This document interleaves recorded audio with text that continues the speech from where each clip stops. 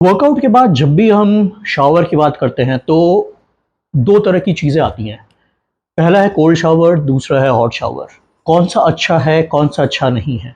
कोई कहते हैं कि कोल्ड शावर लेने से सर्टेन बेनिफिट्स मिलते हैं, कोई कहता है हॉट शावर लेने से सर्टेन बेनिफिट्स मिलते हैं। इस वीडियो में देखते हैं कि cold shower versus hot shower, which is better और कब कौन सा लेना चाहिए। अगर हम कोल्ड शावर की बात करें तो ये कायरोथेरेपी जैसे इफेक्ट्स देता है। बेनिफिट्स में जो पहला बेनिफिट है वो है मसल इन्फ्लेमेशन और मसल सोरनेस को कम करना, जो ये करता है by constricting the blood vessels.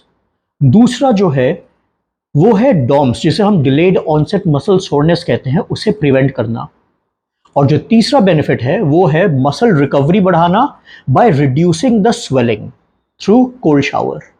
Benefits के बाद अगर हम इसके साइड इफ़ेक्ट्स को देखें तो जो सबसे बड़ा साइड इफ़ेक्ट है वो है मसल ग्रोथ सिग्नलिंग, जिसे ये कम कर सकता है या रिड्यूस कर सकता है। ओके, सो अगर आप हर टाइम कोल्ड शावर ले रहे हो after N intense workout, so it might not be good for the muscle growth. When is cold shower best for?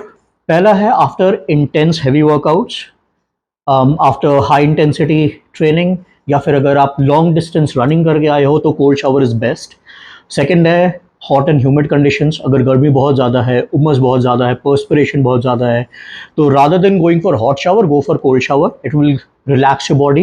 And third is, बहुत लोग होते हैं कि वो वर्कआउट के जस्ट बाद उन्हें ऑफिस जाना होता है या किसी काम पे जाना होता है, तो in that case body needs a quick cool down, तो उसके लिए cold shower is the best. Now coming to hot shower हमें हीट थेरेपी लाइक इफेक्ट्स देता है। अगर बेनिफिट्स की बात करें तो ये स्लीप क्वालिटी को बढ़ाता है। सो फॉर एग्जांपल, अगर आप रात को वर्कआउट करते हो और उसके बाद आपका प्लान है कि क्विक मील के बाद सीधा सोने का, तो it's better to take a hot shower rather than a cold shower. Second benefit, जो जॉइंट स्टिफनेस होता है, जो जॉइंट पेन्स होता है, उसको ईज आउट करने के लिए hot shower is the best. और जो थर्ड होता है वो है ब्लड फ्लो को इम्प्रूव करना और मसल्स को रिलैक्स करना। अगर आपके ब्लड फ्लो में थोड़ी प्रॉब्लम है आफ्टर वर्कआउट, जो कोल्ड शावर कभी कभार पैदा कर सकती है, तो it's better you go for a hot shower. Benefits के बाद आते हैं कॉन्स पे। जो पहला पॉइंट है वो है muscle inflammation and body inflammation. Post heavy workout के बाद अगर एकदम से हॉट शावर लिया जाए तो वो हमारे मसल को ज़्यादा इन्फ्लेम्ड कर सकती है, बॉडी को और ज़्यादा इन्फ्लेम्ड कर सकती है।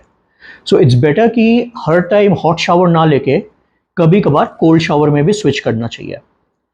Second con is dehydration of our body. Almost every time जब हम हैवी वर्कआउट्स करते हैं, हमारा बॉडी का जो इंटरनल टेम्परेचर होता है वो बहुत ज़्यादा हाई होता है। अगर इस पे हम हॉट शावर लें तो ये हमारे इंटरनल बॉडी को और ज़्यादा डिहाइड्रेट कर सकती है।